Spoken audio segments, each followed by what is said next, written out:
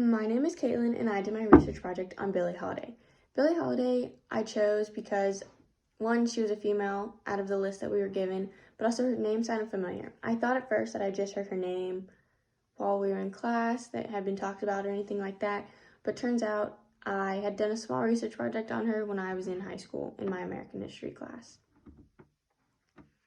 Billie Holiday was an African-American female jazz singer, as I said. She began performing in the late 1920s and performed all the way through the early 1950s. She was originally born to the name Eleanor Fagan in April 1915. She was born in Philadelphia but moved to Baltimore as a small child with her mother. She grew up in Baltimore with her mother, and in 1927, her mother decided to move them to New York to see if she could have some better job opportunities. While in New York, her and her mother were both arrested for prostitution. As I said, she began performing in the late 1920s, which is when she picked up the stage name Billie Holiday. She began performing in back rooms of brothels and taverns in Baltimore and continued to New York and performed there. She began performing in Harlem, New York. However, though, where she did perform, there were very rarely sound systems or sound boxes or anything that would get the sound out louder. So she would have to make her way from table to table, singing each song over and over again until she finished with the room. In 1933, she was performing and she was discovered by John Hammond, who then recorded her first record with Benny Goodman's band. Billie is very well known for her song Strange Fruit. She performed this song for the first time in a New York nightclub. When she originally sang it, she was afraid because of the message that it portrays and sends out to those listening. Strange Fruits is referring to an African-American man who had just been lynched and was hanging from the trees in the front yard of a white plantation house.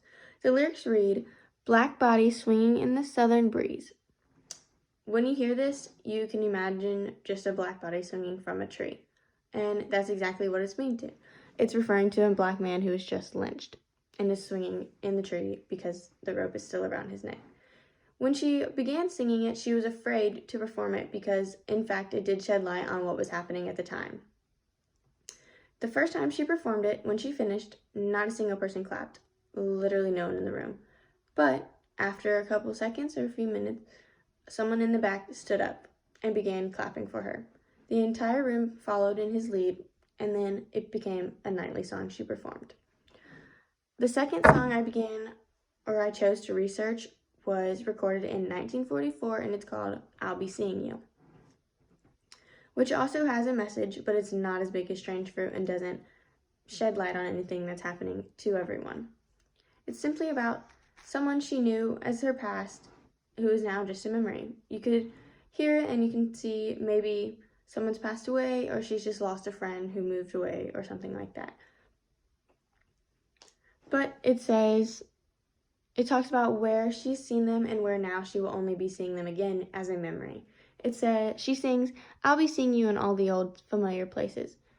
When I hear this, I think about memories I have in certain places, like when I go on vacation with my family. I always have memories of that certain spot that I went on vacation with them.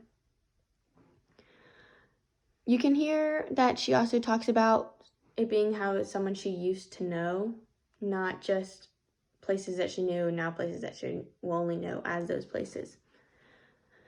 As the third song I chose to research was Blue Moon. She recorded it in 1952, and it talks about how when she was alone as a young child, or even as an adult, she could always count on the moon to be there because she could always see it.